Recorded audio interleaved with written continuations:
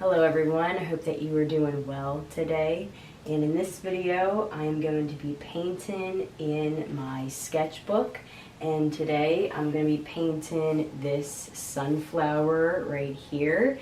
And this is a sunflower that I have grown outside. It is called the Strawberry Lemonade Sunflower. And so I thought it would have been a really fun idea to paint a picture that I took from outside in my garden. And so if you want to see me paint this, then continue watching and we will get right into it. So with this piece, I wanted to draw out the sunflower first and just sort of position how I wanted the petals and the stem and everything. And I do have a reference photo that I can show right here. And it was just something that I was able to snap really quick before the petals had fallen off. So that's why they do look the way that they do.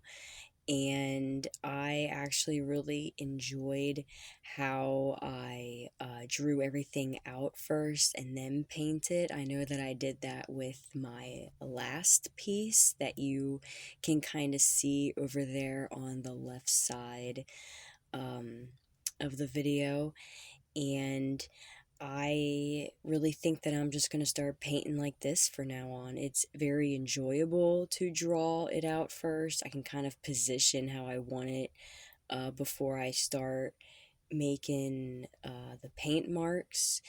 And yeah, it's really enjoyable to do it that way. And so the first thing that I am focusing on are the petals and the flower itself. And the reason that I focus on that first and not the background is because I know that the background is going to be green and kind of a grayish blue color for the sky. And I didn't want to have to layer red and yellow over top of those colors. And so it's just easier for me to paint the sunflower first, and then everything else I'll have to go in between the petals and paint just in between everything else. This piece was very enjoyable to paint. I wanted to add as much detail as I could, and so I made sure to add as much colors and different textures and things like that as much as I could. But I like this piece a lot. I like knowing that this was something from outside that I was able to grow from seed, and just to be able to have it in my sketchbook is really cool, and it's just a really fun memory to have. I do kind of wish that I had it on canvas so that I could hang it up and be able to see it on the wall. But I do have another painting like that already where I painted the rose bush that we have out back, and I painted the fence behind it as well as part of the background. And it's not perfect, but I just think it's really memorable and fun to look at. And if we ever move out of here, or go to a different location, it will just be so fun to be able to look back and see these paintings, that painting as well. And it's just so much fun to be able to paint just things that make you remember and be like, oh yeah, I know what that's from. And so, yeah, with this painting, there's really not too much to it. It's just a lot of tediness. I don't know if that's a word, but there's a lot of that when it comes to the background because I do have to go in between the petals and the stem.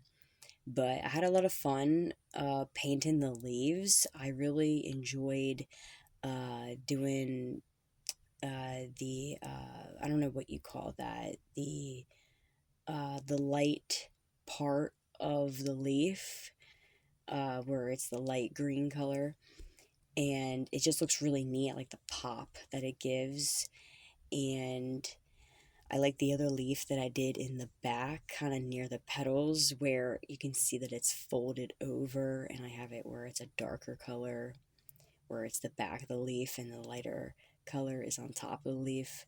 I don't usually paint leaves like that. I usually just paint them very symmetrical in a way, and I think that's another reason why this painting is something that I like a lot too, is because it's something that I took a picture of as well. It's not a reference photo that I found online and then I painted it, because sometimes when I look up reference photos online, they have a lot of very perfect, uh, almost unreal kind of looking photography, and um, it kind of makes you not want to paint like that. But at the same time, I don't always have a paint or a photo myself to look at, and I don't want to take someone else's photo and paint it.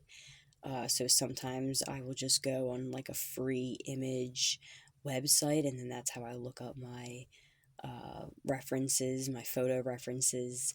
But when I do get the chance to take a photo and be able to paint it, it is uh, very special, and it's just something that it makes me want to do it more often, just because of how nice and realistic the painting turns out to be when you do it that way.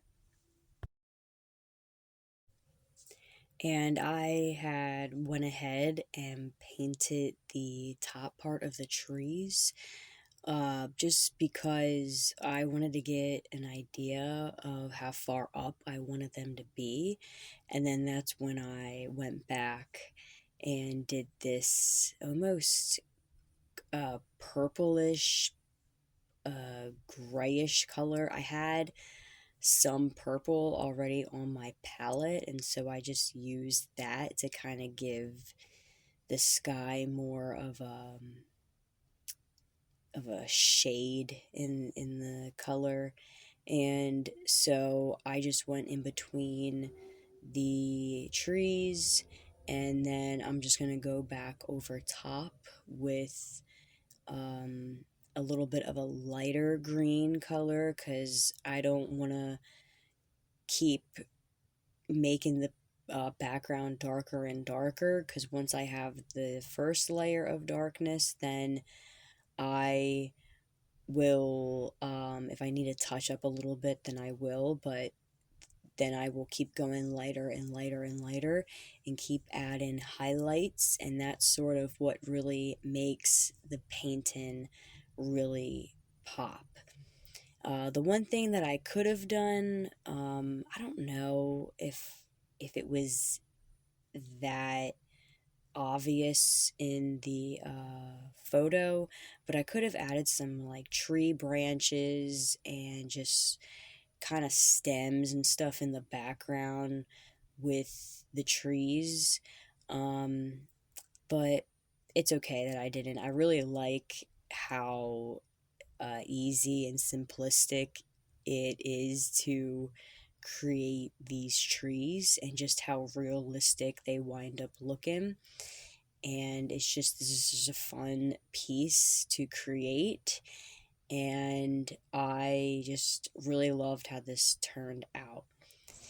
And so thank you for watching until the end of the video. It means so much to me, and I hope that you've enjoyed it. I hope this has inspired you with something that you're doing creative wise, any type of photography or painting.